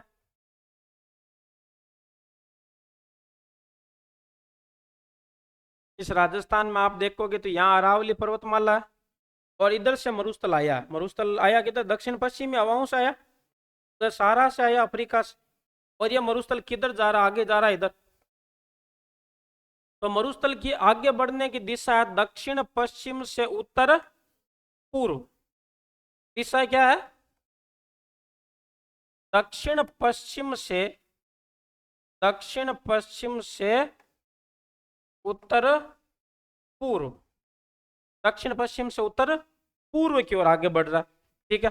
और या कह सकते हैं अपन क्षेत्र किधर बढ़ रहा है? हरियाणा की ओर या शेखावाटी की ओर। किधर जा रहा है? शेखावाटी या हरियाणा की ओर, शेखावाटी और हरियाणा की ओर। ये कौन से महीनों में ज्यादा आगे बढ़ता है? जब आंधियां चलती है तब।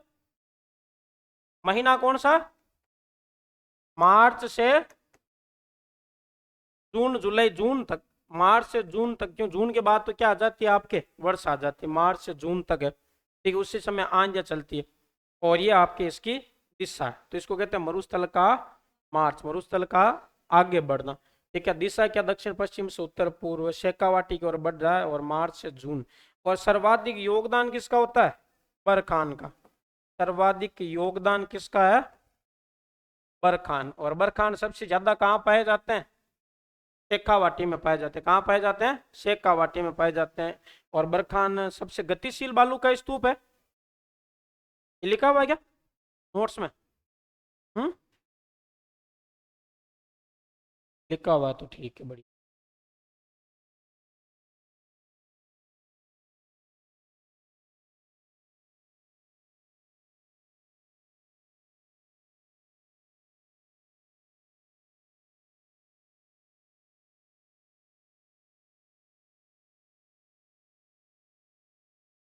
तो मरुस्थल का मार्च का मतलब क्या हो? मरुस्थल का दिशा क्या है? और क्षेत्र कौन सा है? महीना कौन सा है? सर्वाधिक योगदान किसका है? मरुस्थल ये इस प्रकार आगे बढ़ता रहता है। ठीक है। और मरुस्थल का ढाल किधर है? उत्तर पूर्व से दक्षिण पश्चिम की ओर। उत्तर पूर्व से ढाल किधर है? उधर से इधर, उत्तर पूर्व से दक्षिण पश्चिम। ठीक है। तो ये आपके भी मरुस्थल की बातें हैं पूरी। अब अपन कौन सा लेंगे? अरावली पर्वतमाला। मरुस्थल के बारे में इतना ही है।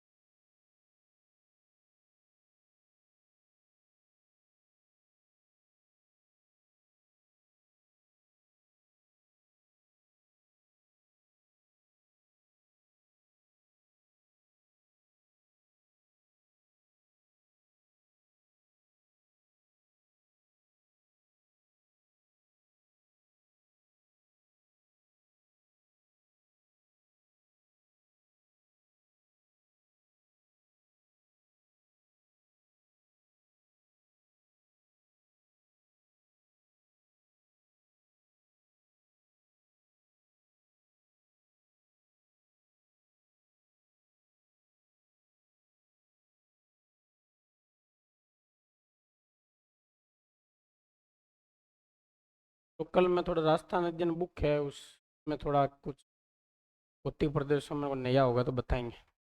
नई बुक आ गई तो उसमें जिले आ गए कौन से, 41। चलो अब बात करते हैं अरावली की। इसकी बात करते हैं अरावली की।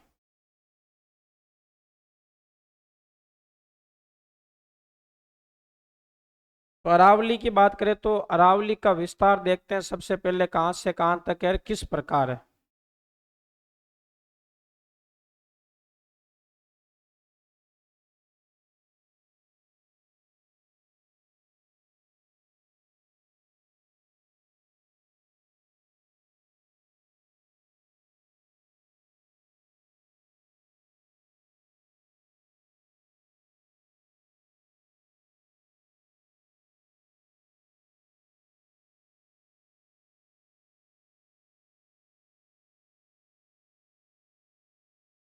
देखो अरावली की बात करें तो अरावली का विस्तार है आपके कहाँ से कहाँ तक,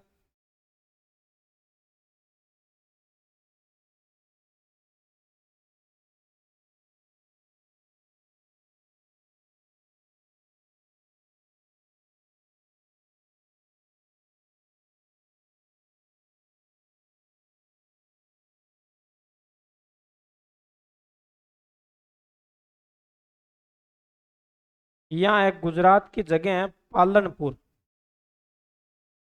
कौन सी जगह है, पालनपुर जगह है गुजरात की,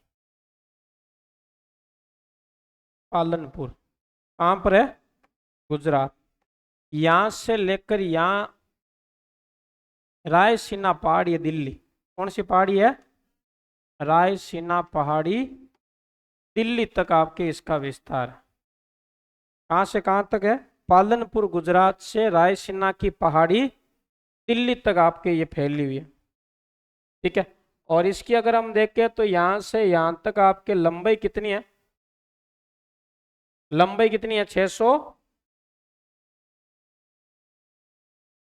यहाँ से यहाँ तक इसकी लंबाई कितनी है 692,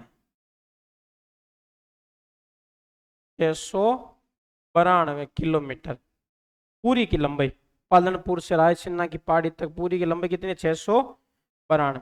फिर हम बात करते हैं इसका विस्तार राजस्थान में कहां से कहां तक है। राजस्थान में यहाँ पर एक जगह है, गुजरात की जगह है खेड़ ब्रह्म, खेड़ ब्रह्म गुजरात की जगह है। वहां से कह दो चाहिए आप, या आपके यहाँ पर आपके एक जगह माउंट आबू या आबू, आबू कहाँ है, सिरोही। तो आबू सिरोही से मान लो चाहिए आप, खेड़ ब्रह्म गुजरात से मान लो, आबू सिरोही या खेड़ ब्रह्म गुजरात से लेकर यहाँ पर आपके खेतड़ी झुंझुनू तक, कहाँ तक है, खेतड़ी झुंझुनू तक आपके फैली हुई है। ठीक, खेतड़ी बीच में नीम का थाना में आया था, तो खेतड़ी झुंझुनू, आबू सिरोही से खेतड़ी झुंझुनू, खेड़ ब्रह्म से खेतड़ी झुंझुनू। और इसकी लंबाई की बात करें तो यहाँ पर इसकी लंबाई कितनी है 500, राजस्थान में इसकी लंबाई है 550 किलोमीटर। कितनी लंबाई है राजस्थान में 550, 550 किलोमीटर है, जो कुल का 80% है। कुल का कितना है 80%, टोटल कितनी है 692, 692 का 80% है 550। तो टोटल इसकी लंबाई है 692, कहां से कहां तक, पालनपुर गुजरात से रायसीना की पहाड़ी दिल्ली तक। और राजस्थान में कहां से कहां तक है,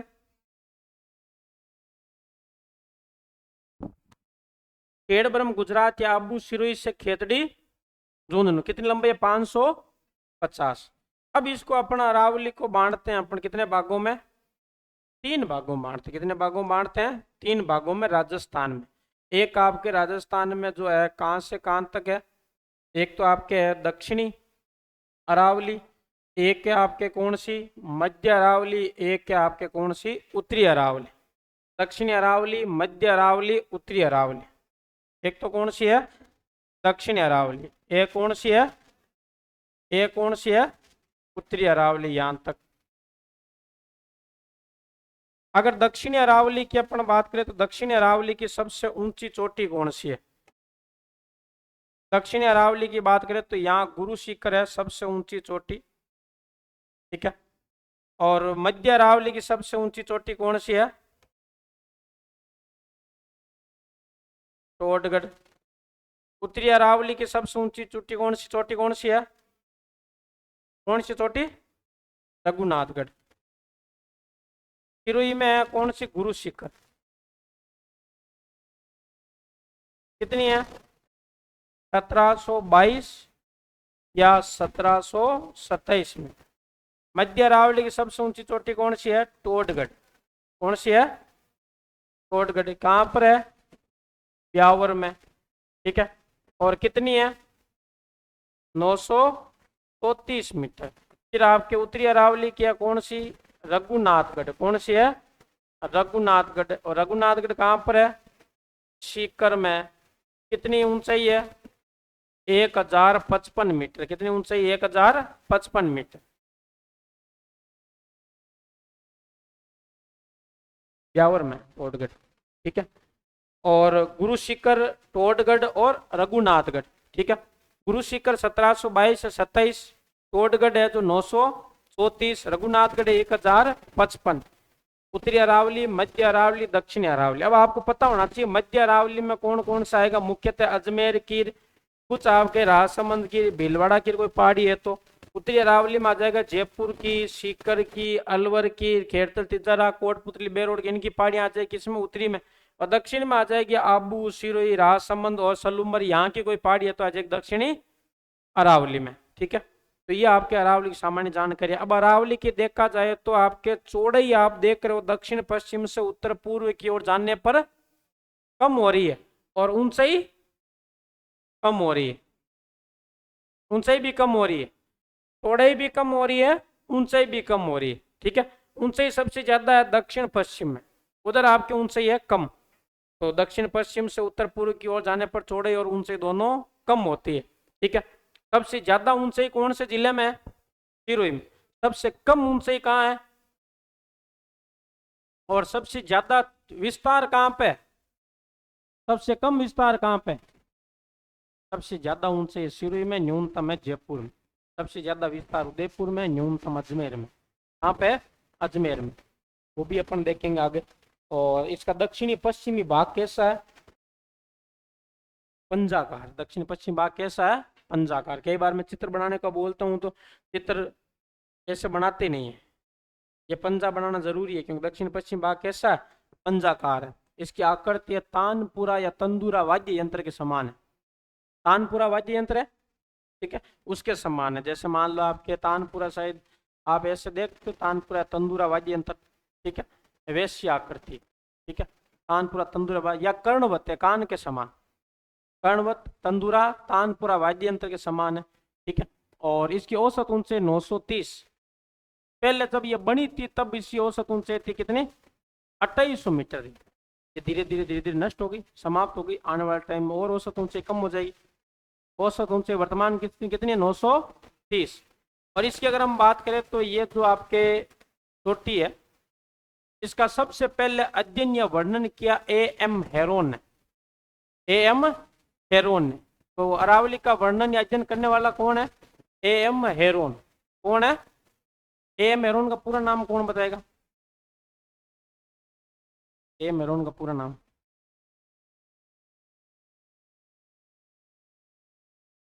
कोई नहीं बताओगे ऐसे ही? Alexander Macmillan Heron. A.M. Heron का पूरा नाम क्या है? Alexander Macmillan Heron. ठीक है। और प्री कैम्ब्रियन काल में बनी, आपको पता है 650 मिलियन वर्ष पहले बनी, प्री कैम्ब्रियन में। ठीक है। इसके अन्य नाम क्या और इसको क्या क्या नाम से जानते हैं अपन? एक तो इसको कहते हैं अपन भारतीय महान जल विभाजक रेखा या राजस्थान की जल विभाजक रेखा। ये राजस्थान जल का क्या करती है? कैसे करती है विभाजन?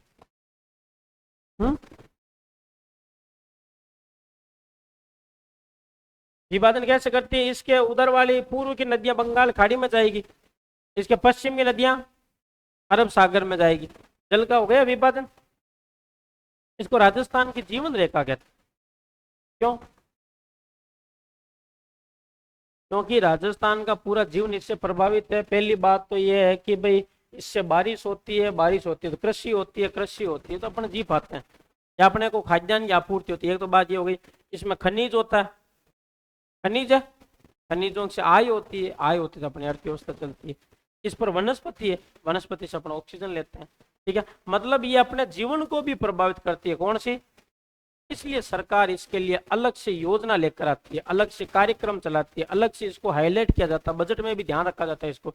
अरावली एनी टाइम आपके लगभग इसको सीरियस लेते हैं, इसलिए अरावली को एक योजना प्रदेश भी कहता है। हरिमोहन सक्सेना में लाइन लिखी हुई, अरावली एक योजना प्रदेश है। तो अरावली के 3 नाम है, भारतीय महान जल विभाजक रेखा या राजस्थान की जल विभाजक रेखा, और योजना प्रदेश, और जीवन रेखा। क्या कहते हैं? जीवन रेखा। 3 आपके इसके नाम है।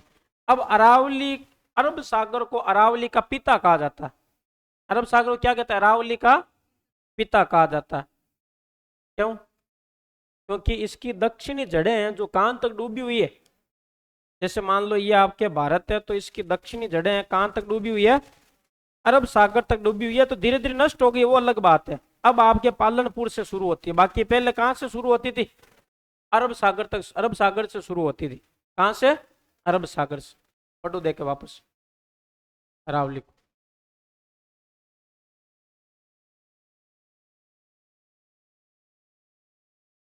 समझाते समझाते आप कहीं खो जाते हो, क्लास से बाहर चले जाते हो, और क्लास से बाहर जाती है आपकी आंखों में झपकी आ जाती है। ध्यान होता है तब झपकी नहीं आती, झपकी आती है आप कहीं खो गए, इसका मतलब। और थोड़ा हिचकी के नीचे हाथ मत दिया करो, वो हिचकी और वो हाथ ये नींद का प्रतीक है। आप बैठ तो यहाँ बैठो, अब वो तो हारो दे दी ना, नींद आई या झपकी आई, क्योंकि एक तो रोटियां खाए लड़ा धा पर बार आइए यो खार। ठीक है, जका मायने कोई राय तो छाछ पी रहा है कि ना, तो बस फ्री हो अब। ठीक है, आ सब पहली क्लास दोरी कड़ी निकले, मन लेनी पड़ी मी शाबू लास्ट में। ठीक है, क्योंकि अभी तार लगभग रोटी खा रहा है, मैं हाल भूखू हूँ ना, मन नींद को ना या बार मैं रोटी खा रहा हूँ ना, मारू 1 घंटो पहले दौड़ निकले थान पढ़ू तो। ठीक है, थाने साथ साथ मन जब क्या हुए, हर रोटी आए शाम का 5-6 बजे हाथ काम खूब वाली।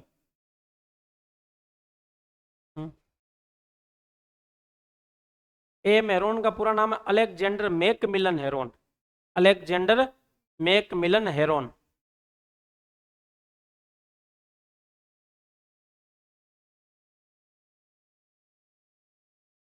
अभी मैं रोटी खाता हूँ ना तो क्लास होने से 1 घंटे पहले खा लेता हूँ, 1 घंटो आगलो दौर को निकले रोटी खाएंगे बाद में। मैं पढ़ूँ तो दौर निकले, मैंने एक्टिव रहना पड़े तो भी दौर निकले था। सोचो था पढ़ो जना थाने तो एक्टिव को रहना, तो था बीच में करनी जाइए बैठा बैठा ही, तो भी था की समस्या को नहीं। मैं बीच में जातो रू ना मुँह की और बोली जाए, हाँ बीच में जाऊ यो, बीच में जाइए था कटी बार मैं पढ़ाई हो तो पूरा था आठ थोड़िया, बीच में कहीं ना कहीं जागे, कोई तो माउंट आबू जाए हो, कोई कहीं जाके आ गया, घूम के आ जाता बीच बीच में। और मैं बीच में थोड़ा बहुत ही सोच लियो दूसरों तो दूसरों सब निकल जावे।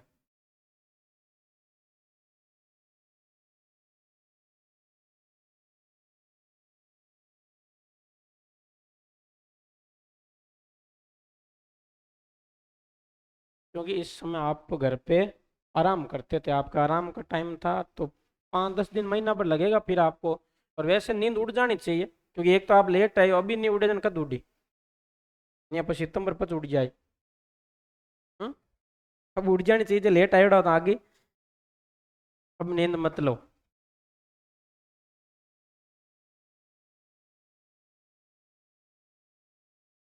हम्म? कुछ को ना नींद उड़ जी, नौकरी लागी तो उड़ जाए, नहीं लागी तो उड़ जाए, लागी उड़ जी उड़े क्यों, नींद लेनी हो रही है। बाद में सुबह अभी ता था आराम उठो, बाद में उड़ना पड़ी था 6 बजे या 5:30 बजे, और 7 बजे नहीं स्कूल पूगना पड़ी। हाँ स्कूल में जाए हो जाए, वहाँ भी हो सके, स्कूल में जाए सो जो सरकारी स्कूल में काम ही हुई है। पीटीआई का तो काम हेडेक ले तो काम ही काम है, और पीटीआई सोचे जना तो पूरी स्कूल ही सोचे, मतलब पीटी एक्टिव रहना जरूरी है, पीटी एक्टिव वाली काम है, पूरा एक्टिव रहने को है।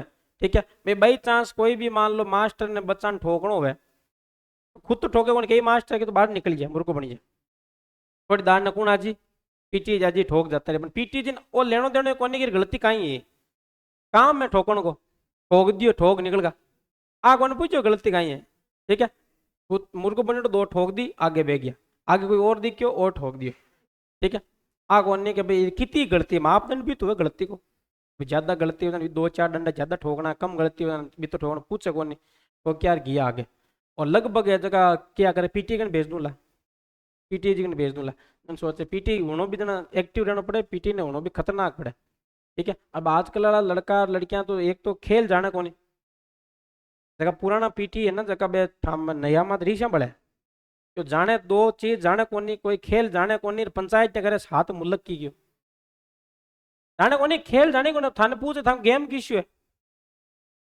क्या सर्टिफिकेट देखना पड़ी पहले तो किसा को दियो मन ध्यान नहीं होनी, पीछे हो एजेंट वो किसा को लाए दियो वो देखना पड़ी, ठीक है अब वो सर्टिफिकेट देखो रही मैं तो कबड्डी लिखियोड़ो है, कईयों को पता नहीं है अपना गेम, रियल में खिलाड़ी है वो स्कूल में जाएगा पीटी लगेगा तो वो खिलाएगा, उससे बैठा नहीं रह जाएगा, वो क्यों यार की खिलाना पड़ी, ठीक है तो ये कन्नी लीजो खेलो रमो कुछ भी करो एक्टिविटी करवाएगा वो, और जिसको खुद को पता नहीं है कि आप गेम की इश्यू है या यहाँ कुछ सर्टिफिकेट लगे है वो कहीं खिलाए बताओ बच्चा, वो तो सिर्फ पंचायत ही करी, ठीक है और ऐसे पीटी है जो कभी आपके खेल वगैरह गेम होते हैं वहाँ इकट्ठे होते हैं, इस स्कूल से 2 पीटी जी बुला लिया, उधर से 2 बुला लिया, ऐसे 20-30 पीटी इकट्ठा होते हैं, उसमें से 1-2 जने जानते हैं तो वहाँ खड़े रहते, बाकी तो खाली जोड़ जपाड़ में पंचायतियाँ काम करे बड़े, ठीक है या कोई पानी आनी रिपावे उन्होंने, ठीक है और कहीं करे जाने को नहीं, टीम बढ़िया बजो खाली उबा उबा, ठीक है नहीं तो जो जानता वो आगे पंचायत करे पूरी, और अब सोचो बे जाने ही कौन नहीं पंचायत करता पुराना वर्ष पीटी है जगह रियल में पीटी बनना रीस होना, ठीक है देखे पापो काट दियो हम तो सिस्टम को कहीं पीटी आया है, ठीक है और सब ज्यादा पीटी अब की लिया लाली वैकेंसी में, ठीक है अब की बार लेंगे पीटी तो उसमें आपको पता ही है कि गेम की जानो होगा नहीं, ठीक है अब 12वीं करियोड़ी है जो भी है गेम जानो को नहीं, और बट स्कूल में जाओ गेम चाहिए, बच्चा ने खेलों ले जाना पड़े, टीमा ले जानी पड़े, टीम बनानी पड़े, तैयार करना पड़े, वो तो जानो ही कौन, ठीक है तो ये चीज़ें नुकसानदायक है, आगे भविष्य में अगर लगोगे तो किस किस का नुकसान होगा, कौन कौन सी स्कूल का नुकसान होगा पता नहीं अब, ठीक है तो यहाँ कम से कम रमेश जी पढ़ाते हैं तभी सीख जाओ, और सर्टिफिकेट में देख लो मारो गेम की शो कबड्डी है, रमेश जी जिस दिन कबड्डी पढ़ा दिन पूरा इंटरेस्ट ले लेना, क्या मैंने आज जानना जरूरी है क्योंकि मैं कल स्कूल में जाऊँ, और लगभग पीटी जी कबड्डी कौन नहीं पीटी जी काम है सगले खेल खेलो, क्रिकेट भी खेलो कबड्डी भी खेलो, कोई टीम बढ़िया खिलाड़ी वजह किसी टाइम ले जाओ, उसमें ये थोड़ी है कि ये पीटी जी है इसको इनको सर्टिफिकेट कबड्डी का मिला हुआ तो ये सिर्फ कबड्डी कबड्डी की टीम ले जाते हैं, कोई सी भी ले जाओ स्कूल में जैसे टैलेंट है बच्चों में वो टीम ले जाओ, और वो टैलेंट वो देखना पड़े ना पहले बच्चा मायने किस हम कहीं टैलेंट है, ठीक है तो देखो एक बार अपन इसका रिवीजन कर लेते हैं,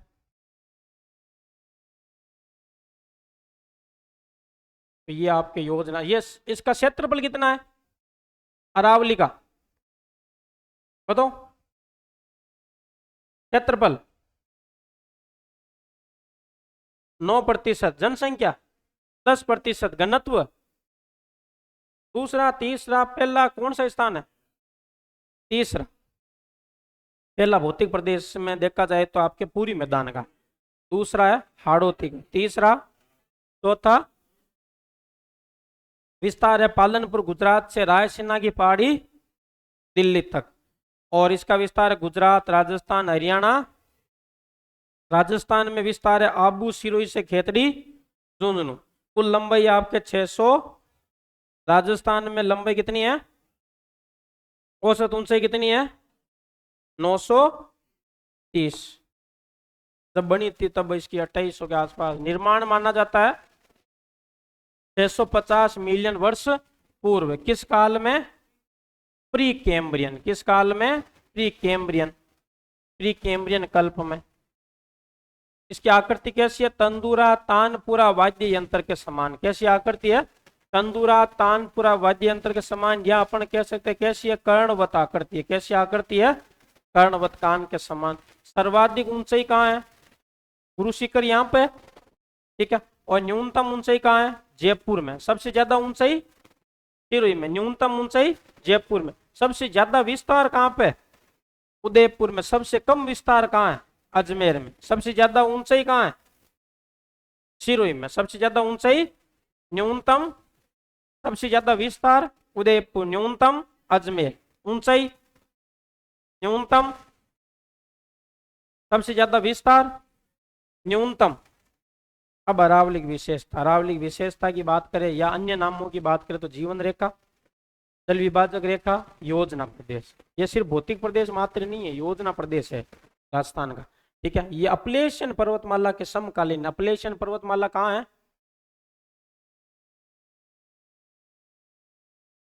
यूएसए, अमेरिका। ठीक है। यूएसए अपलेशियन पर्वतमाला, तो यूएसए के पूरी भाग में सबसे ऊंची चोटी मिचेल। ठीक है। सबसे ऊंची चोटी कौन सी? वहां की मिचेल। तो अपलेशियन पर्वतमाला भी प्राचीन वलित मोड़दार पर्वतमाला है। अरावली भी है प्राचीन वलित मोड़दार और अवशिष्ट, अवशिष्ट मतलब वह पर्वतमाला जो धीरे धीरे नष्ट हो रही है। हिमालय नवीन पर्वतमाला है, हिमालय भी बन रहा है, अरावली बन गई, अब नष्ट हो रही है धीरे धीरे। ठीक है। तो प्राचीन वलित मोड़दार अवशिष्ट पर्वतमाला अरावली। ठीक है। और अरावली की अगर हम बात करें तो अरावली का दक्षिणी पश्चिमी भाग है पंजाकार। अरावली पालनपुर की तरफ है तो वो दक्षिण पश्चिम भाग कैसा है? पंजाकार है। दक्षिण पश्चिम भाग कैसा है? ठीक है। अरावली में दक्षिण पश्चिम से उत्तर पूर्व की ओर जाने पर ऊंचाई और चौड़ाई, ऊंचाई और चौड़ाई क्या होती है?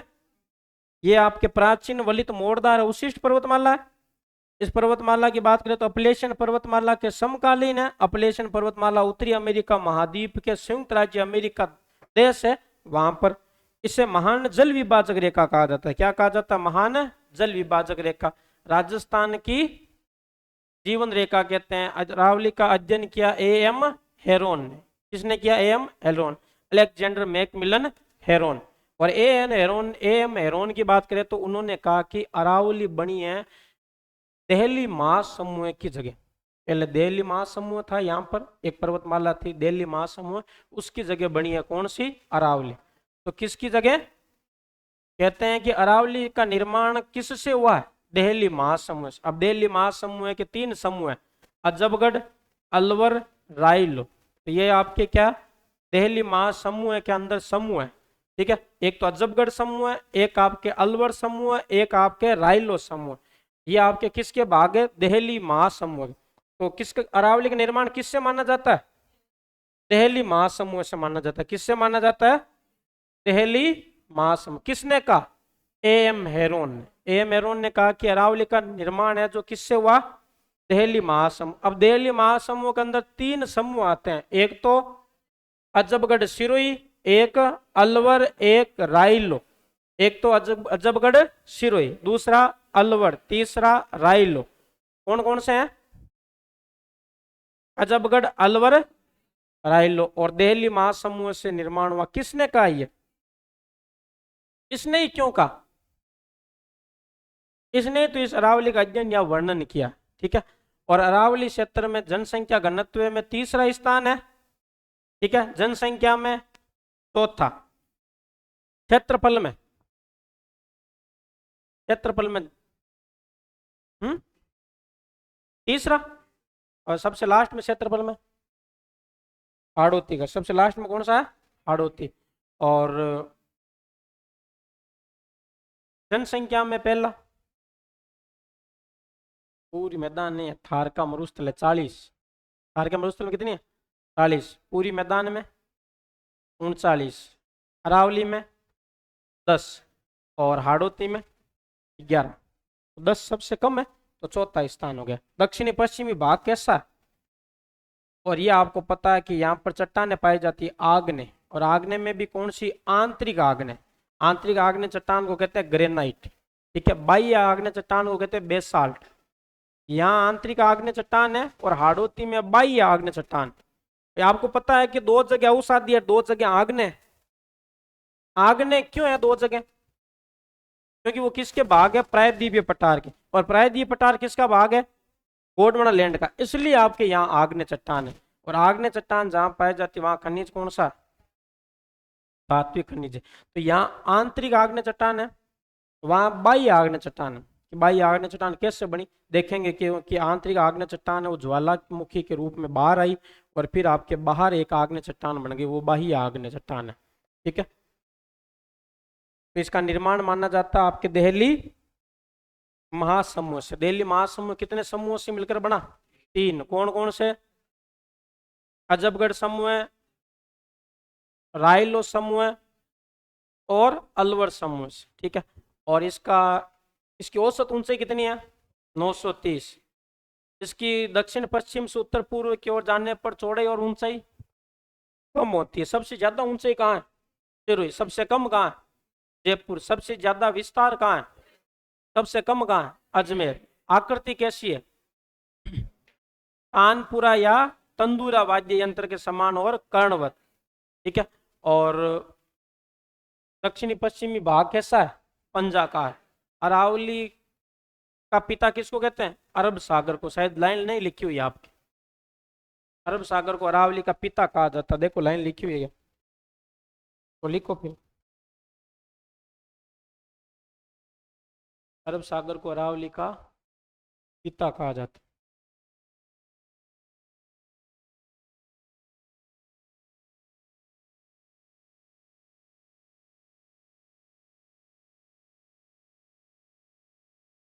किस पर्वतमाला के समकालीन है? अपलेशन या अल्पेशियन? अपलेशन। अपलेशन पर्वतमाला है कहाँ?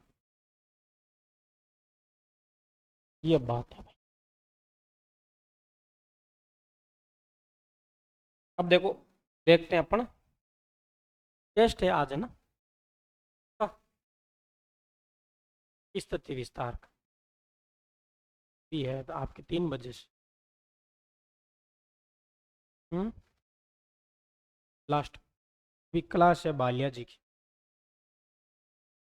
और रमेश जी की बालिया जी कौन लेते हैं आपके? वो हाँ, रमेश जी नहीं आ सकते। और फिर आपके टेस्ट है या रमेश जी आ जाएंगे? रमेश जी ले लेंगे, नहीं तो टेस्ट तो है ही अपना। ठीक है, और कईयों को तो भूल गए, कई जना याद ही हो रही हो टेस्ट है आज। कैन रही हो याद, कैन हो रही हो, कई तो याद रही हो को नहीं कि टेस्ट कैन को है आज? कहते हैं कि हाँ कल आपके टेस्ट है, याद रखना, भूलना मत। तो आज तो दिया नहीं था आपको, सूचना नहीं दी क्योंकि कल मैंने क्लास में दे दी थी। तो ठीक है, अब देखो सबसे ऊंची चोटियों की बात करते हैं। तो सबसे ऊंची चोटी आपको पता है कौन सी है? गुरु शिखर। कौन सी है? गुरु शिखर। गुरु शिखर की ऊंचाई कितनी है? 1722 या 1727। या फीट में कितनी है? 5650। फीट में कितनी है? 5650। फीट में कितनी है? ठीक है, तो ये थी आप, ये तीनों को अलग अलग बांटा हुआ। ठीक है, फिर आपके देखो वापस देखो, ऊंची चोटी है 1722 से 1727 और 5650 फीट है। ठीक है, राजस्थान की सबसे ऊंची चोटी है। कर्नल जेम्स टोड ने इसको संतों का शिखर कहा। संतों का शिखर क्यों कहा? क्योंकि यहाँ पर आपके मंदिर बहुत ज्यादा है। इस माउंट आबू में, माउंट आबू एरिया है, यहाँ पर मंदिर ज्यादा है, इसलिए संतों का शिखर कहते हैं। यहाँ भगवान दत्तात्रेय का मंदिर है। भगवान दत्तात्रेय का मंदिर आप जाओगे और जहाँ पर आपके सबसे ऊंची चोटी है गुरु शिखर, वहाँ घंटा बजाओगे, घंटा बजाओगे, उस घंटा बजाने से थोड़ा सा नीचे की साइड में दत्तात्रेय भगवान का मंदिर है। माउंट आबू जाओगे आपको दिख जाएगा। ठीक है, बहुत ऊंचा बना हुआ। वहाँ ऑक्सीजन की क्या कमी है? ऊपर जाओगे तो वहाँ हवा नहीं के बराबर चलती है, हवा कम चलती है वहाँ ऊंचाई की तरफ जाओगे तो। क्यों? क्योंकि यहाँ वहाँ वायु दाब की समस्या हो जाती है, वायु दाब कम हो जाता है उधर। ठीक है, तो ज़्यादा जिसके सांस की प्रॉब्लम होती है ना, वो ऊंचाई पे नहीं जाते हैं, क्योंकि वहाँ ऑक्सीजन की कमी आती है। ऑक्सीजन की कमी आती है तो उनके सांस वाली प्रॉब्लम वैसे ही पहले से और ज़्यादा हो जाएगी। गुरु शिखर सिरोही 1722 से 1700। शेर कहाँ है? सिरोही। देलवाड़ा सिरोही। जरगा उदयपुर। गुरु शिखर सिरोही। शेर देलवाड़ा सिरोही जरगा। गुरु शिखर की ऊंचाई 1722 से 1727। शेर की 1597। शेर की कितनी है? देलवाड़ा 1442। शेर 1597। देलवाड़ा 1442, गुरु शिखर 1722, शेर 1597, देलवाड़ा 1442, जरगा 1431, गुरु शिखर, शेर, देलवाड़ा 1442, दरगाह 1431, 1700, 1500, 1400, 1400, एक नंबर ऊंची चोटी गुरु शिखर 2, 3, देलवाड़ा 4, दरगाह 1, 2, 3, 4, एक नंबर ऊंचाई कहां पर 2, ऊंचाई 1597, कहां पर 3, कहां पर कितनी 1442, चौथी कहां पर कितनी 1431, फिर कौन सी है अचलगढ़ कहां पर, फिर आबू कहां पर, फिर कुंभलगढ़, राजसमंद, दोनिया, रघुनाथगढ़, ऋषिकेश, ऋषिकेश, रघुनाथगढ़, दोनिया, राजसमंद, कुंभलगढ़, राजसमंद, आबू, अचलगढ़, सिरोही। अचलगढ़ की ऊंचाई 1380, अचलगढ़ की कितनी है 1380, इससे ऊपर कौन सी है जरगा 1400, उससे ऊपर कौन सी है देलवाड़ा कितनी 1400, उससे ऊपर कौन सी है कितनी है, उससे ऊपर कौन सी है कितनी है, अचलगढ़ कितनी 1380, आबू कितनी 1295, 1202 बार, एक तो 1295, एक 1224, 1295, 1224, आबू 1200, कुंभलगढ़ 1200, अचलगढ़ 1300, और जरगा और देलवाड़ा, शेर, गुरु शिखर, अचलगढ़, आबू 1295, कुंभलगढ़ 1224, दोनिया 1183, दोनिया है कहाँ राजसमंद कितनी 1100, 1100 का एक ही है 1183, फिर रघुनाथगढ़ 1055, रघुनाथगढ़ कितनी है 1055, रघुनाथगढ़ कितनी है 1055, अचलगढ़, आबू, कुंभलगढ़, दोनिया, रघुनाथगढ़ और ऋषिकेश, ऋषिकेश, ऋषिकेश, गुरु शिखर 1722, शेर 1597, गुरु शिखर 1500, शेर 1500, देलवाड़ा 1400 और जरगा, अचलगढ़ और कुंभलगढ़, आबू,